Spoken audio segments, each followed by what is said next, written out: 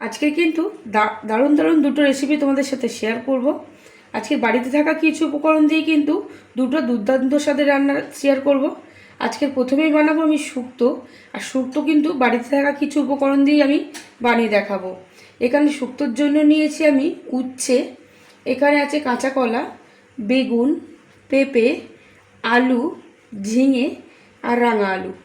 রান্নার জন্য আমি এখানে কী কী উপকরণ নিয়েছি দেখিয়ে দিচ্ছি। এখানে ফোড়নের জন্য নিয়েছি এখানে শুকনো লঙ্কা আর হচ্ছে কালো জিরে, এখানে লাগছে আদা, বড়ি, এখানে আছে ধনের গুঁড়ো, সর্ষে, রাঁধুনি, পাঁচফোড়ন, হলুদ গুঁড়ো, তেজপাতা, চিনি, নুন আর দুধ, আর এখানে লাগছে ঘি। আর এখানে পেঁপে ছেঁচকির জন্য নিয়ে নিয়েছি আমি পেঁপেটাকে কেটে আমি পরিষ্কার করে রেখেছি। প্রথমে এখানে শুক্তোর জন্য একটা ভাজা মশলা তৈরি করে নেব। শুকনো খোলায় আমি এখানে একটুখানি পাঁচফোড়ন দিয়ে নিচ্ছি দুটো, খুব বেশি দিইনি, খুব সামান্য পরিমাণে দিয়েছি। আর এখানে দুটো তেজপাতা দিয়ে দিলাম। একটু শুকনো খোলায় আমি হালকা একটু নেড়ে চেড়ে নেব। অল্প করে সামান্য একটু রাঁধুনি দিয়ে দিলাম।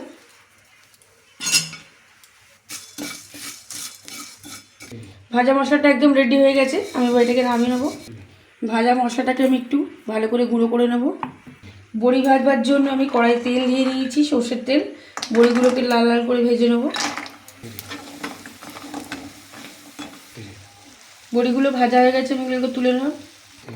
ওই তেলের মধ্যে আমি সবজিগুলো একটু ভেজে নেব। প্রথমে আমি উচ্ছে দিয়ে দিচ্ছি।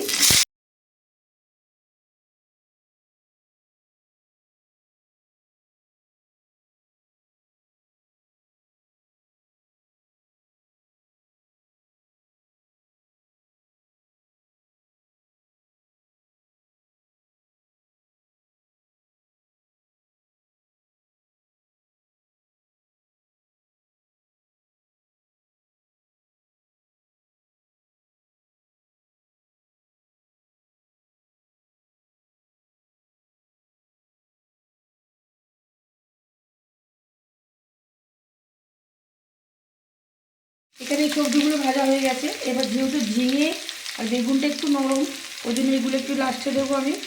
ঝিঙে আর বেগুনটা এখানে দিয়ে দিলাম। দিয়ে ভালো করে এগুলো একসাথে ভেজে নেবো। ভালো করে ভাজা হয়ে গেছে, আমি এবার এর মধ্যে জল দিয়ে দেবো সিদ্ধের জন্য। এখানে সবজির মধ্যে আমি জল দিয়ে নিয়েছি। ওই সবজিটাকে আমি ঢাকা দিয়ে ভালো করে আমি সিদ্ধ করে নেব। এখানে ভাজা মশলাটা আমি ভালো করে গুঁড়ো করে নিয়েছি। এবার এখানে আরও একটা মশলা আমি তৈরি করব। এখানে মিক্সিং জারটা নিয়ে নিয়েছি। সর্ষে, রাঁধুনি,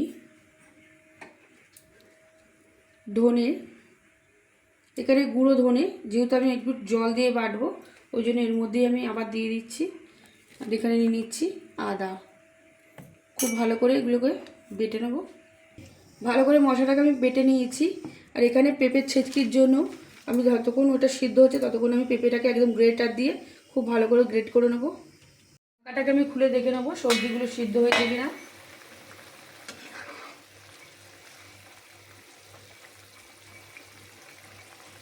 সবজিগুলো কিন্তু খুব ভালোভাবে সিদ্ধ হয়ে গেছে, আমি এটাকে নামিয়ে নেব।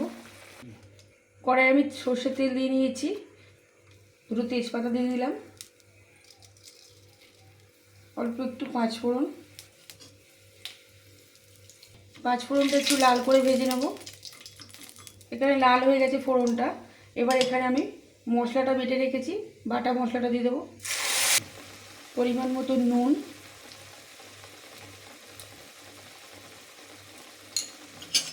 দিয়ে মশলাটাকে একটু ভেজে নেবো, বাটা মশলাটাকে।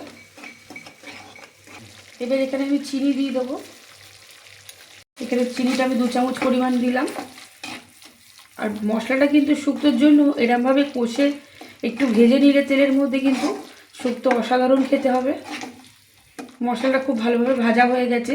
এবার সিদ্ধ সবজিগুলো আমি এর মধ্যে দিয়ে দেবো। সিদ্ধ সবজি দিয়ে দিয়েছি, সবজির মধ্যে এবার বড়িয়ে দিয়ে দিলাম।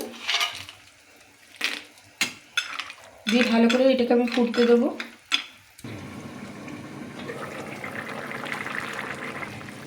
আমি এবার এখানে দুধ দিয়ে দেবো।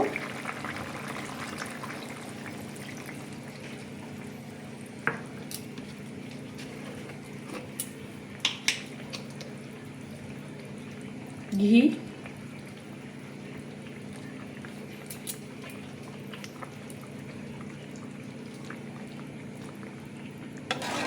আর একটু ভালো করে আমি ফুটিয়ে নেব। বাড়িতে থাকা কিছু সবজি দিয়ে কিন্তু অসাধারণ একটা শুক্তো রেসিপি তোমাদের সাথে শেয়ার করলাম। আর শুক্তোটা কিন্তু একদম রেডিও হয়ে গেছে। আমি এর মধ্যে এবার ভাজা মশলাটাকে দিয়ে দেব। ভাজা মশলাটা দিলে কিন্তু শুক্তো থেকে খুব অসাধারণ একটা গন্ধ বেরোবে।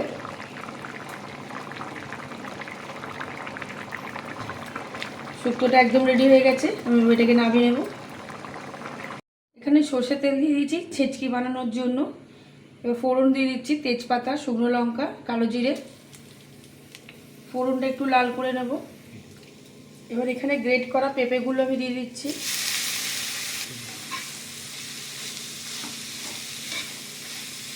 পেঁপেটাকে সিদ্ধ হওয়ার জন্য এখানে পরিমাণ মতো নুন দিয়ে দিচ্ছি। নুন দিয়ে ভালো করে একটু নেড়ে দিয়ে আমি এবার পেঁপেটাকে একটু ঢাকা দিয়ে দেবো। এবার এখানে ঢাকা দিয়ে দেবো, আর গ্যাসের ফ্লেমটা কিন্তু একদম লো করে রাখবো পেঁপেটা ভালোভাবে সিদ্ধ হওয়ার জন্য। এবার ঢাকাটাকে খুলে আমি একটুখানি পেঁপেটাকে নেড়ে দেবো। পেঁপেটা আর একটু ভাজা ভাজা হবে। এবার এখানে আমি পরিমাণ মতন হলুদ দিয়ে দিচ্ছি, আর এখানে জিরের গুঁড়ো দিয়ে দিলাম।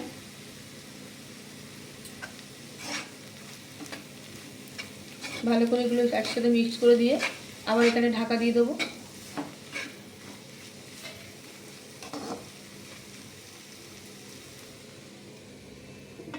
ঢাকা দিয়ে আবার একটু হতে দেবো। আবারও ঢাকাটা খুলে দেবো।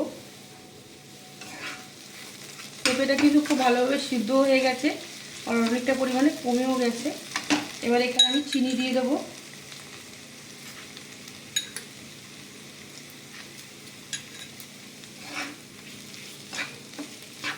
চিনি দিয়ে ভালো করে একসাথে আমি এইগুলোকে একসাথে মিক্স করে দেবো। খুব সুন্দরভাবে কিন্তু পেঁপের ছেটকিটা একদম রেডি হয়ে গেছে, আর খুব বেশি কিন্তু সময়ও লাগে না। আজকে কিন্তু এই রেসিপিটা তোমাদের সাথে শেয়ার করলাম।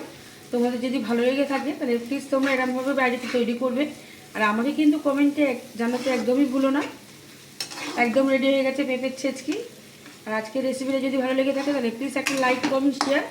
আর যারা এখনও পর্যন্ত চ্যানেলটাকে সাবস্ক্রাইব করোনি প্লিজ তাদের অনুরোধ রইল আমার চ্যানেলটাকে সাবস্ক্রাইব করে আমার পাশে থাকার জন্য।